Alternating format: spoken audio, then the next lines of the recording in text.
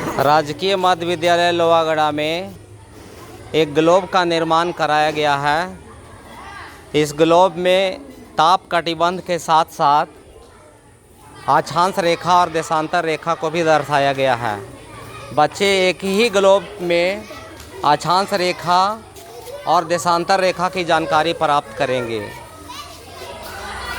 इनमें बताया जाएगा कि कुल अक्षांश की संख्या 181 भी होता है और 179 भी होता है और कुल देशांतर की संख्या 360 होती है।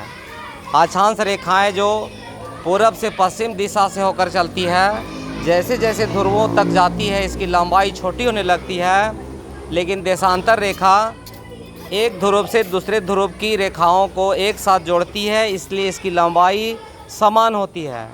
अक्षांश रेखा की अंग्रेजी लैटिट्यूड और देशांतर रेखा की अंग्रेजी लॉन्गिट्यूड इनको बोला गया है।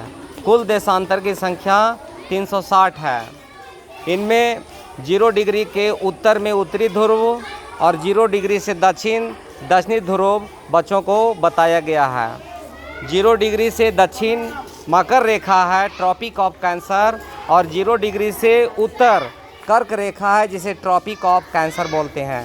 ये तो ताप कटिबंधों की बात हुई। और ताप कटिबंधों में सबसे ऊपर उत्तरी ध्रुव में शीत कटिबंध, इसके नीचे शीतोष्ण कटिबंध, मध्य में उष्ण कटिबंध और फिर दक्षिण में उसी तरह से एक समान नामकरण होते हैं। तो जब इस ग्लोब को छोटे छोटे बच्चे जब देखेंगे, समझेंगे, तो इनको एक साथ कितनी रेखाएं हैं, इनको अंग्रेजी में क्या कहा जाता है, शीत कटिबंध में आखिर बर्फ़ क्यों वहाँ जमे हुए हैं, उष्ण कटिबंध में इतनी अधिक गर्मी क्यों है, शीतोष्ण कटिबंध का मतलब क्या होता है, ये सभी भूगोल की जानकारी बच्चे प्राप्त करेंगे।